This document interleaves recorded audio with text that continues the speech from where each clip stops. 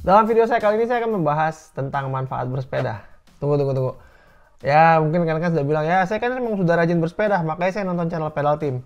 Ini adalah untuk rekan-rekan kita yang hendak sharing atau hendak mengajak atau mengundang rekan-rekan lain yang hendak turut bersepeda.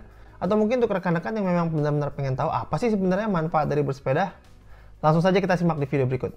Jumpa lagi dengan saya di channel saya ini, Pedal Team. Seperti rekan-rekan sudah ketahui, saya adalah bekas pelari yang kemudian jatuh cinta kembali kepada bersepeda. Dulunya saya memang sangat-sangat suka berlari untuk menjaga kebugaran tubuh saya. Dan kemudian saya mengalami cedera yang mengharuskan saya untuk beralih profesi ya, beralih olahraga ke olahraga bersepeda. Apa saja sih manfaat bersepeda? Mari langsung saja kita bahas ya. Manfaat yang pertama adalah meningkatkan kesehatan kardiovaskular.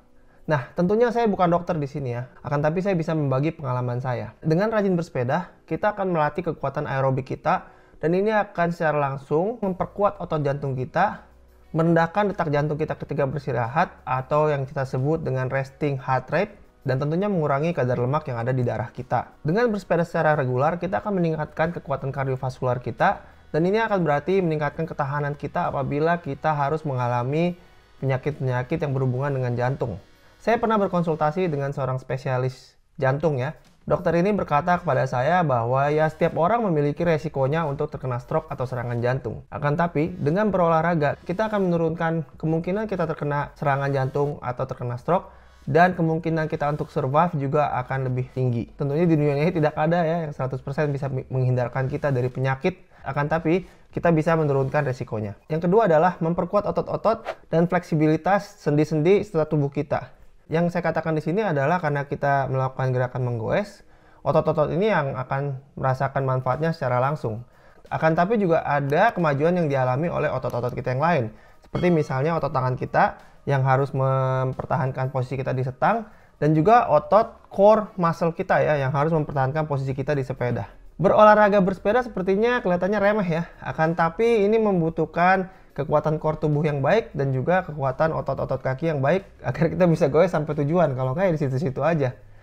Dan juga ini mempengaruhi fleksibilitas kita, karena otot kita sering bergerak maka badan tidak kaku-kaku, dan ini sangat baik kita jaga semenjak muda dan akan mempertahankan kebugaran serta stamina kita bahkan di usia tua. Yang berikutnya adalah memperbaiki postur tubuh kita dan koordinasi tubuh secara keseluruhan. Ini maksudnya apa?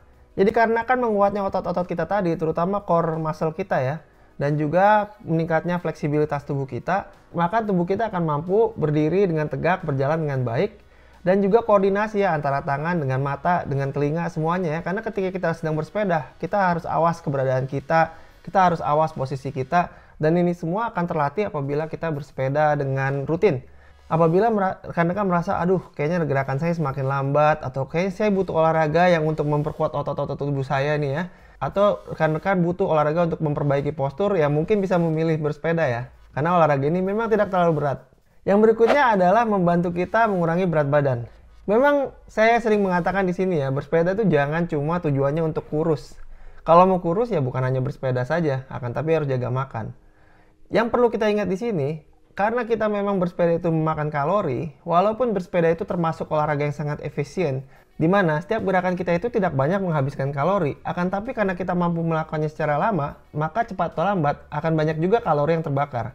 Dan apabila kita kombinasikan ini dengan diet atau makan yang tepat, ini akan membuat berat badan kita lebih stabil, atau bahkan mungkin kita bisa mengurangi berat badan. Ya tentunya ini sangat-sangat membantu apabila rekan-rekan hendak memanage berat badan rekan-rekan. Yang berikutnya adalah mengurangi stres. Kenapa bisa begitu? Dikarenakan ketika kita bersepeda, banyak hormon-hormon yang menyenangkan yang diproduksi oleh tubuh kita. Dan ketika tubuh kita sudah biasa memproduksi hormon ini, maka ini akan secara langsung mengurangi kadar stres kita, dan kita akan menjadi lebih bahagia.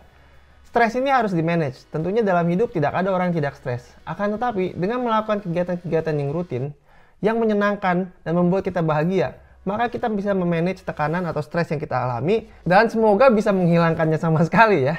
Contohnya saya ya, misalnya di kerjaan sedang sibuk atau misalnya banyak yang harus diselesaikan, saya ambil break setengah jam atau 1 jam, lalu saya sempatkan untuk bersepeda. Dan biasanya setelah saya kembali, keadaan saya akan lebih segar, otak saya akan lebih mampu untuk mengolah informasi, dan akhirnya ya tentunya akan menguntungkan semua pihak gitu ya. Yang berikutnya adalah sehubungan dengan bersepeda itu sendiri ya, yang sudah saya sebutkan tadi. Dikarenakan bersepeda itu sangat low impact dan juga sangat efisien, kita mampu bersepeda secara lama. Yang disebutkan di sini adalah apabila kita butuh berolahraga 1, 2, atau 3 jam sehari, bersepedalah itu adalah olahraga yang tepat. Dikarenakan bersepeda ini low impact sehingga sangat bersahabat dengan sendi-sendi kita, dan juga bersepeda ini bisa kita lakukan dengan lama. Apabila kita mau membakar kalori lebih banyak, kita bisa bersepeda dengan lebih lama. Dibandingkan dengan berlari misalnya ya. Mungkin orang-orang banyak yang berlari ultramaraton misalnya, yang bisa berlari sampai 8 atau 9 jam.